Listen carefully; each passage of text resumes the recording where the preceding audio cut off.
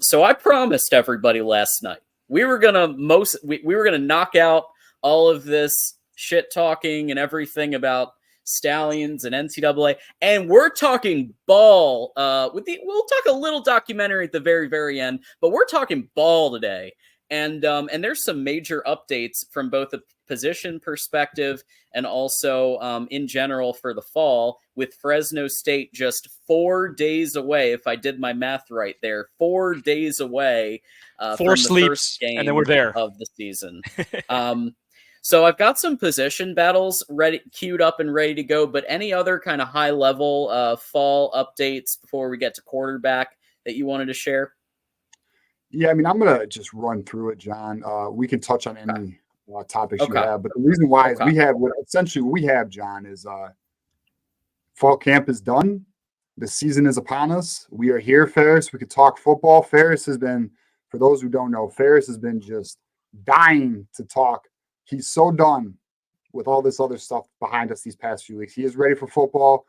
If you guys saw our text messages, you'd be like, all right, Ferris, we're here, baby. We made it. But all right, so let's get it going because we have it. We have fall camp wrap up. We have conclusions. And I also have, I don't want to say predictions because I'm going to state them as facts into week one that we're going to give you. We're going to tell you who's going to start where and what's going on. We're going to start with Orji. Orji is maintaining the lead throughout camp. He's been very consistent every week of fall camp. He's had a couple dips all fall camp, but mainly consistent and progressing. His decision making has improved. His progressions have improved. And Sharon Moore may not say it, but I will. He is QB1, and he will be starting Saturday against Fresno. Now, there are some concerns in the community where they're like, well, Sharon hasn't said anything yet. You know, what does that mean? Listen, you don't show your hand. There's no need. You play chess. Orji's going to start. He's going to be number one starting quarterback Saturday. If Fresno sees this, so be it. Take it. But I don't think it's a surprise to them either. Shout out to Orji for earning it, doing what he needed to do this camp, and becoming QB1. Now, what I don't know is if Davis Warren will see second half action. I don't know that. But what I do know is Orji's the man, and it's his team to run. So we will see what goes there. So exciting, extremely exciting. And then to continue on, John, we have another position battle that is really, we had this 2 weeks ago. We had the Evan Link news was creeping. There was some word Evan Link was creeping into the right tackle battle. And well, can I hit on real quick? Can I just give my comments on the quarterback? So I'm going to say two things. I'm going to say, number one, before we take our victory lap on this, I do want to say one thing about Davis Warren. We should. Because I was wrong about Davis Warren, and I'm going to eat that, okay? Because I said, I don't know, 6-7 months ago, I thought he was going to be bottom of the barrel. Denegal might even be ahead. I was so wrong. Davis Warren killed it at spring ball. He put on a clinic at spring ball, and he made this extremely difficult. And by the way, he's still going to play. He's not going to be maybe the starter, but he's probably going to play the fourth quarter against Fresno State. Knock on wood that game goes the way that we hope for him to play the fourth quarter. But I think he's going to see actual playing time because he's got an arm, and there could be packages. I know that they're not going to do like the Cade JJ thing, but there could be a package with like a deep route concept or something. Campbell's pretty good at those, where he's utilized in packages. He's not out of this completely in terms of, at least being like a 1B or a 2, QB2 and utilized in packages. So look out for some Davis Warren, but Alex Orji is going to take that first snap. And if you've been following Michigan Wolverines live, Alex Orji's been our guy, in terms of who we thought was going to be. So keep it tuned to Michigan Wolverines live. All right, I'll jump in here for a second and first ask both of you: do you think Davis Warren? How many teams would he start at in the Big Ten? Do you think he's better than Cade? I don't know. It's too hard to know because we haven't seen him play live action, right? I mean, but all indications out of camp are he's had a hell of a camp. He's played actually really well. Like, this isn't Alex Orji earning the QB1 position because Davis Warren, like nobody stepped up. No, Davis Warren played well. We had that for you all fall camp too. We've had those updates, and it's true all the way to the end. Davis Ward played good ball. So that's the thing too, like Michigan Nation, like Alex Orji has won the job, but Davis Warren, it's not because he wasn't good. Okay, like that's what you can like really rest your hat on. So I don't know, Ferris. It's a fair question. I just I mean, my very first video for this channel was on this topic: potential of a 2-quarterback system, and I said it could work if the players are super smart and they know the nuances of each quarterback. I still think it's going to be Orji, but I am not going to discount the idea that Sharon Moore might have. It's hard to tell if he's bluffing or not with this. So I've told you, multiple shows in a row that I believe Alex Orji can complete a forward pass. So I still believe that it's going to be him, but that did come across in a way that I wasn't expecting. The way that he sort of definitively said that there isn't a QB1 named yet, because part of this is you have to get the O-line comfortable and all that kind of stuff. So yeah, I'm a little surprised with that. We'll talk about it later. We might talk about it later, but with Fresno State, it also points me to the idea that maybe if there is a pseudo competition in this game, but with the idea that it's going to be Orji, then maybe they're not going to be as conservative as some people think they are in the Fresno State game, because they'll literally be competing with each other. So we'll see. Yeah, we will see. Yeah, I mean, we will see. I don't know. We'll definitely talk about that later in the show, what our expectations are. Absolutely. Let's go to before we go to Justin's super chat actually leads right into center and right tackle. So first of all, Detective Loki, thank you for gifting Ferris, not this Ferris, but Ferris with an E, with 30 days of Those Who Stay Will Be Champions membership. Thank you to that. Loki's been our one of our biggest gifters in terms of Oprah. He's been Oprah lately. Yeah, he's been our Oprah. Very, very true. And to help us lead into your intel on center and right tackle, Justin with the 5. Right tackle, he thinks is Evan Link, and the center position is up in the air out of the 3 players. So take us away, TJ, on the center and right tackle intel there. Justin, they're stealing a little bit of my thunder. Yeah, so that is what appears to be happening. So what we have, and we 2 weeks ago, we brought up that Evan Link was making a battle out of it. It wasn't just a Andrew Gentry, Jeff Percy battle. It's Evan Link, the redshirt freshman who is 6'6", 328 pounds. Okay, this dude is a mountain. He appears to have played consistently well the last few weeks of camp, and he has positioned himself. And there is belief that he will be the starting right tackle this Saturday.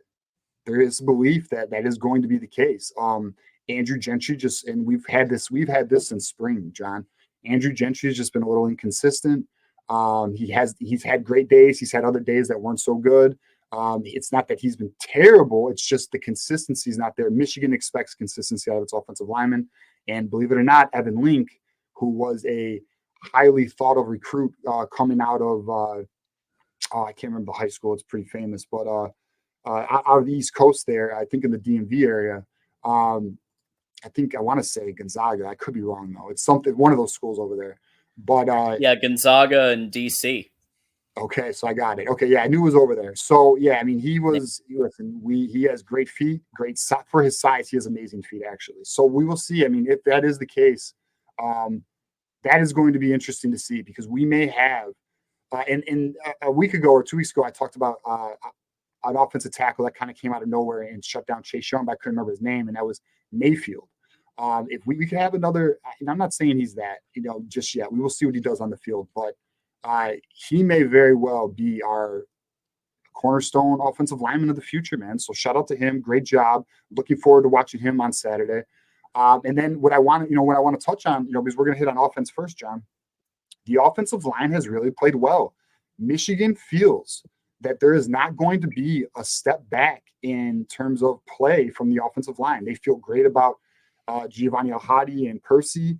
To touch on the center battle, it is a Crippen, Gudice, Raheem Anderson, but it's more Gudice and Crippen, which is quite interesting. It appears Gudice, who transitioned from defensive line to offensive line, has outplayed Raheem Anderson, which is very interesting. So we're going to see, what unfolds. Now, I will say, what I have heard is that Crippen will start.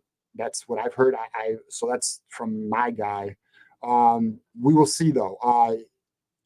We'll find out together, because I don't know. I do know. Here's what I do know, though. Here's what I can share. These battles at right tackle and center, these are not done.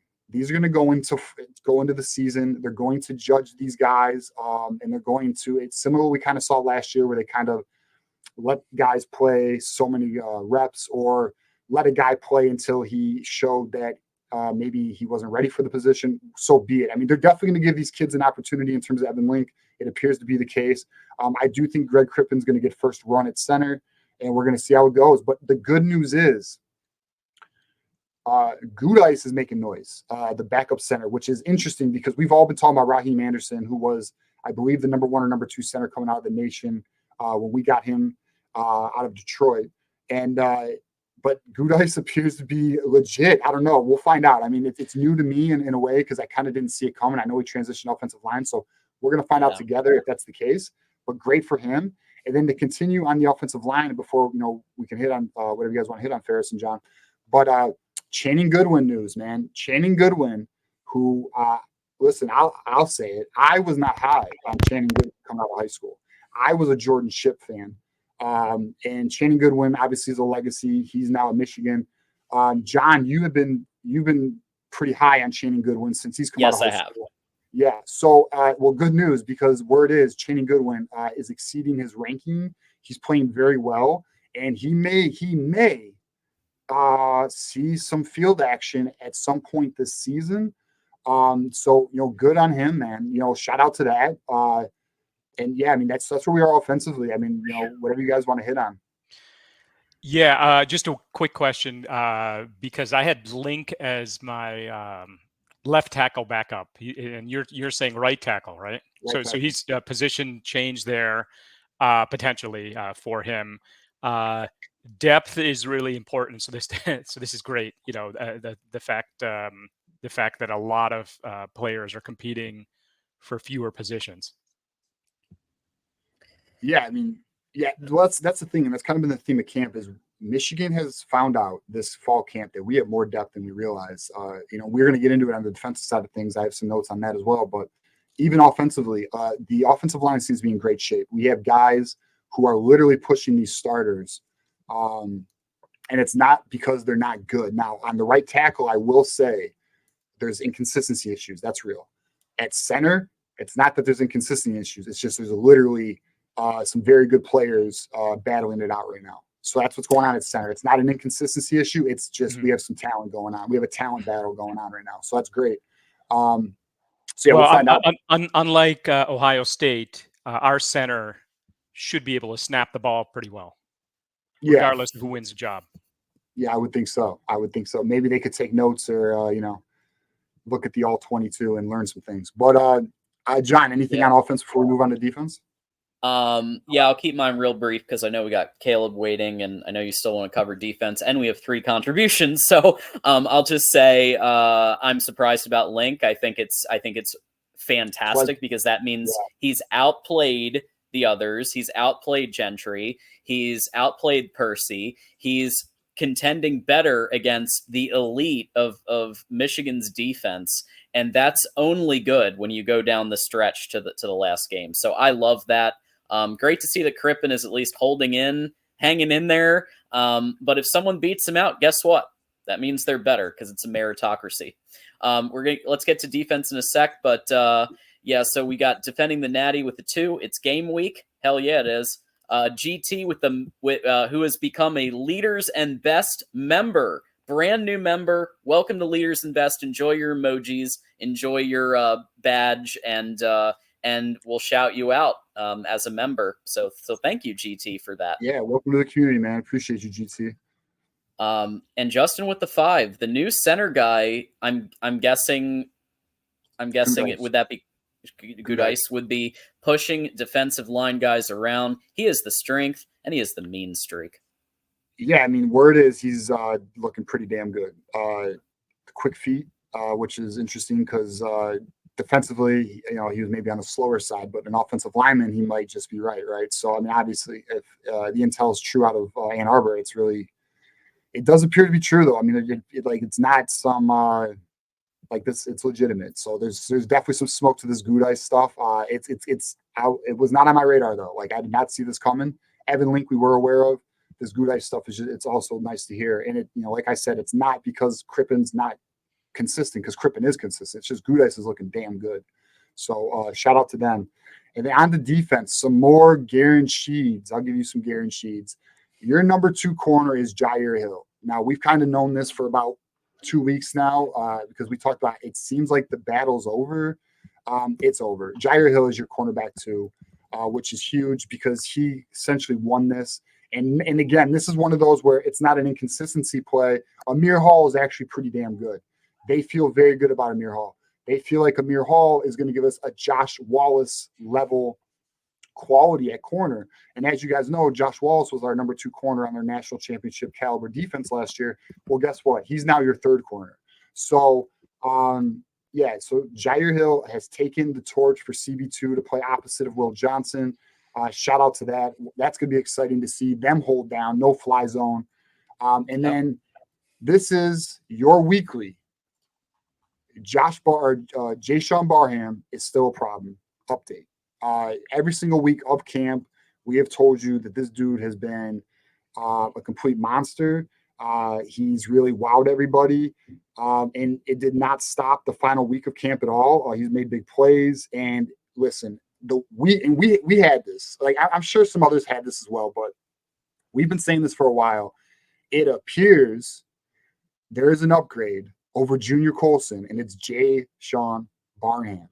Okay, and what's crazy is, and here's why I said we had this, because it's becoming more vocal out of Ann Arbor, which is insane. Like it's not just us or people talking about the team. There's some coaches who are feeling that we may have an upgrade at the linebacker position. Now we've known behind the scenes, but you're starting to hear it more regularly now. I mean, could you imagine if we have an upgrade at the linebacker position after last year's defense? I mean, that's just something. So be on the lookout for that. That's exciting. Can't wait to see him and Houseman playing together. And then TJ Guy is your 3rd defensive end in the rotation. That is confirmed. So you will see a lot of TJ Guy this year. We've had that too, but what I'm doing is I'm giving you positional roles that are being confirmed out of camp that you could be looking forward to out of week 1. He is your 3rd defensive end. And then here's the big one right here, in my opinion, because there was a lot of belief that Michigan's, the strength of Michigan's defense is it rotates its defenders in and out. It keeps them fresh, which gives them the boa constrictor ability. We'll have no fear because Michigan feels extremely confident. They have 7 to 8 defensive linemen that they can rotate. And those 7 to 8 defensive linemen are Grant, Graham, Inaueta, Rayshon Benny, Stewart, Moore, and Guy. So there's your 7. And listen, there is some belief Trey Pierce may also crack into this rotation as well. We've talked about that. And Trey Pierce has continued to play well in camp. So shout out to that as well. Yes, we're going to get to that. We're going to get to that, Keegan. You just got ahead of my linebackers. That's actually next. So Jimmy Rolder is your 3rd linebacker in the rotation. And what they're looking at is really a 5-man linebacker crew with Jimmy Rolder, Hood, and Sullivan. Obviously, we have Houseman and Barham who are going to be the starters. But you will see Sullivan and Hood also getting some reps at the position. But Jimmy Rolder is your top depth linebacker at the number 3 linebacker of the defense. We will see a lot of him this year. He started playing a lot more towards the end of the year last year. So looking forward to that. And then the conclusion for the defense, and I even have a special teams update for you guys.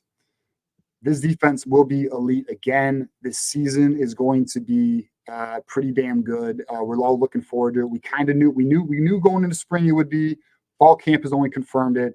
The boys have stepped up. The boys have gotten better. They have developed, and we are 4 days away from week 1. And I have your special teams update. Before I give the special teams update, do you guys have anything on defense, or do you want me to hit this last point? Tell us about who's going to replace, or did you say it already? Mike Sanistro.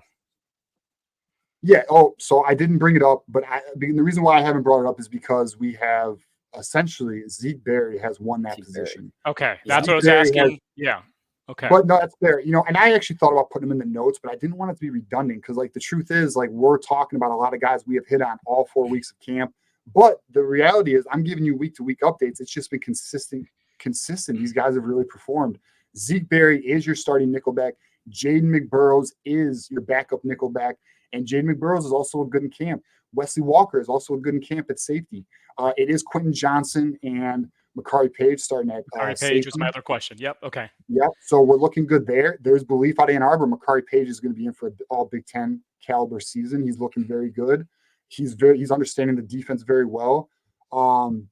With Wink Martindale now running the show. So, yeah, I mean, look, I think this defense I think it's going to be better than last year, and that's nuts. And wait till Rob Moore comes back too in November sometime, because you add an all Big Ten caliber safety to this defense. I mean, we're talking serious shit here. So, yeah, and then I'll just hit on this last thing, John. You can give us your thoughts on all that. Dominic Zavada, the kicker that we got, the transfer kicker, I believe out of Arkansas State, right, John? Zavada. Mm-hmm. Yep. NFL caliber leg. Love it. NFL caliber leg. 50 Needed that after Samaha kind of was inconsistent in the spring game. Yep. So 50 yarders. He's consistent. A lot of power. Mentally strong. There is talk out of Ann Arbor. This is an NFL caliber leg. That is what I got from my guy. And yeah, dude. I mean, I'll tell you right now, you add the defense with our kicker, and then if Orji can really be as advertised coming out of camp, we're in for a hell of a season, boys.